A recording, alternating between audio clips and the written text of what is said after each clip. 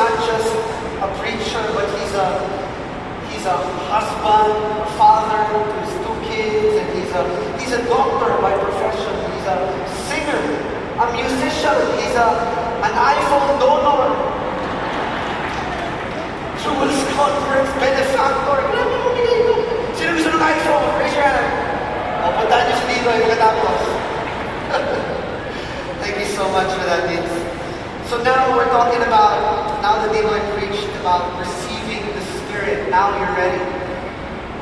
But I've got a question for you. How do you know if you've already received the Spirit? How do you know if the Spirit is already dwelling inside of you? I mean, is there like an identifying mark? Like something that can distinguish this person? This person doesn't have the Holy Spirit. This person is filled with the Holy Spirit. Is there like a symbol that you see in a person so you know that that person is full of the Holy Spirit?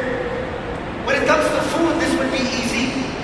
Sa pagkain, madali malaman kung special yung pagkain. Like for instance, siopaw. Paano mo malalaman na special ang siopaw? May tuldok na pula. Right? There's that small dot on that siopaw, and you know how special siopaw is. Soft drinks, how do you know if the soft drink still has spirit? When you open that bottle cap and it makes that sound, you know that it's full of the Spirit. How do you know if the glass is filled with the Spirit? Kapag gumagalaw na mag-isa. Yung Spirit ko yun. So how do you know that the person, it's difficult to know if the person is filled with the Spirit. But Jesus gives us the ultimate answer. It's found in the book of Matthew, and I'll read it with you. This is a sure sign that the Holy Spirit is dwelling in you. Jesus says, you can identify them by their fruit. That is, by the way they act. Okay? Can you pick grapes from thorn bushes or figs from thistles? Jesus asks. Because a good tree produces good fruit, and a bad tree produces bad fruit. A good tree cannot produce bad fruit, and a bad tree cannot produce good fruit. That makes sense. Verse 19, so every tree that does not produce good fruit is what? Is chopped down and thrown into the fire.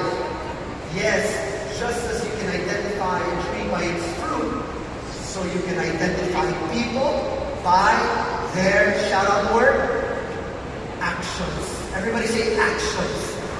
It's not singular, it's plural, based on their actions. You can identify people. So in a way, Jesus was saying, a sure sign of knowing that you are filled with the Holy Spirit is, number one, you have the fruit of the Spirit in you. And then Paul says something so beautiful about this in the book of Galatians. Paul says something about what is the fruit of the Spirit. Paul tells us in chapter 5 verse 22, he says the Holy Spirit produces this kind of fruit in our lives. Love, joy, peace, patience, kindness, goodness, faithfulness, gentleness, and self-control. But hold on, wait a minute. It says the Holy Spirit produces this kind of fruit. Just a fruit, not fruits. And then he names 9 different things. Is this a typo? Do you think that Paul made a mistake when he wrote this? Maybe Paul was a little sleepy, he put just fruit instead of fruits. Actually, it's not. Nothing is accidental. In the Bible, nothing happens by accident. That's very deliberate, because the truth is, there's only one fruit of the Spirit. What is that fruit? Ask me what? It's called love. The fruit of the Spirit is called love. So think about this. You've got love, joy, peace, patience, kindness, goodness, faithfulness, gentleness, and self-control. These are all expressions of love. So in reality, there's only one fruit. This is not buy one, take one. This is buy one, take 9. With one fruit, you get all of these things. And I believe that we need to talk about this, because this is the job of the Holy Spirit. You know that a person is filled with the Spirit. How? If that person loves like Jesus. Because the job of the Holy Spirit is to make you love like Jesus. And I think that this is something that we can spend a little time on today. Let's get real, okay? Real talk right now. Did you notice something happening in our country lately? I mean, today is Independence Day after all, so let's talk about our country. Have you noticed that because of the political scene that we have, the political situation, people are very emotional? Yeah? People are fighting with one another. People are disowning each other. People are walking away from relationships that they have deeply invested in for so long. People have started becoming irrational in a way. Why do I say that? Psychologists will tell you this, that when fear and anger take over you, what happens is that you disconnect. There's a disconnection happening with the higher functions of the neocortex. I know that sounds a little bit deep, but the neocortex is responsible for giving you the rationale. So the moment you disconnect from that, what's happening is that you're no longer using your human brain.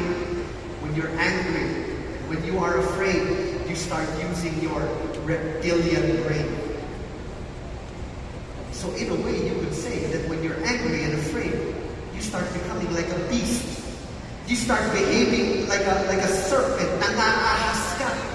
Take for instance, there is this thing that's happening right now all over the world called, I don't know if you've heard about this, it's called cancel culture. Have you heard of that? You've heard of cancel culture? Just in case you were born yesterday and you've never heard about it, what is cancel culture? Cancel culture is when you hear something or see something